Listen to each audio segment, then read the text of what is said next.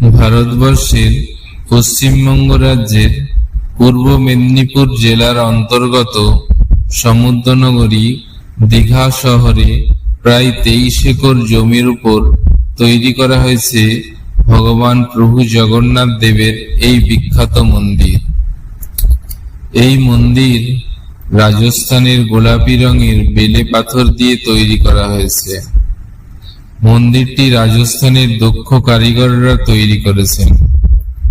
এই মন্দিরের গায়ে পাথরের অপূর্ব সুন্দর কারুকার্য দেখতে পাওয়া যায়, যা আপনাকে মুগ্ধ করবে।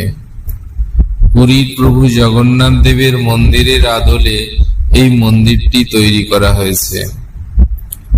মন্দিরের সৌন্দর্যায়নের দিকে নজর রেখে মন্দির চত্বরটি খুব ভালোভাবে সাজানো হয়েছে। মন্দিরের প্রবেশের মুখে রয়েছে পদ্ম ফুলের বাগিচা। পুরীর জগন্নাথ দেবের মন্দিরের মতো এই মন্দিরে প্রবেশের জন্য রয়েছে 4টি দরজা বা দ্বার।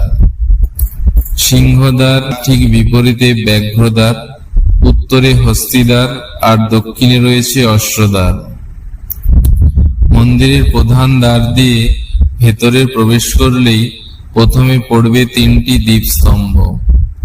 দীঘার জগন্নাথ মন্দিরের সিংহদ্বার বা মন্দিরের প্রবেশদ্বারের সামনে রয়েছে কালো রঙের অরুণ স্তম্ভ।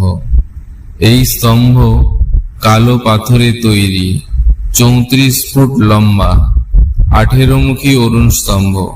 আর এই স্তম্ভের মাথায় রয়েছে অরুণা মূর্তি।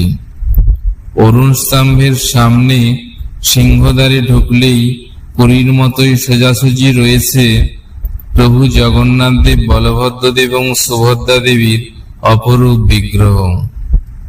দীঘার মন্দিরের বিশেষত্ব এখানে নিম কাঠের এবং মার্বেল পাথরের উভয় বিগ্রহ রয়েছে। দীঘার মন্দিরের প্রথমে রয়েছে ভোগমণ্ডপ। ভোগমণ্ডপের 4টি দরজা। তারপরে রয়েছে 16টি স্তম্ভের উপর নাট মন্দির। নাট মন্দিরের পরে 4টি স্তম্ভের উপর দাঁড়িয়ে রয়েছে জগমোহন। জগমোহনের পরে গর্ভগৃহ বা মূল মন্দির। মন্দিরে পাথরের দেওয়ালে রয়েছে অসংখ্য অপরূপ কারুকার্য, যা আপনাকে মুগ্ধ করে তুলবে। প্রভু জগন্নাথ দেবের এই পবিত্র মন্দির দর্শন করুন এবং ভগবানের আশীর্বাদ লাভ করুন। প্রভু জগন্নাথ দেবের আশীর্বাদে আপনার জীবন হয়ে উঠুক সুখময়।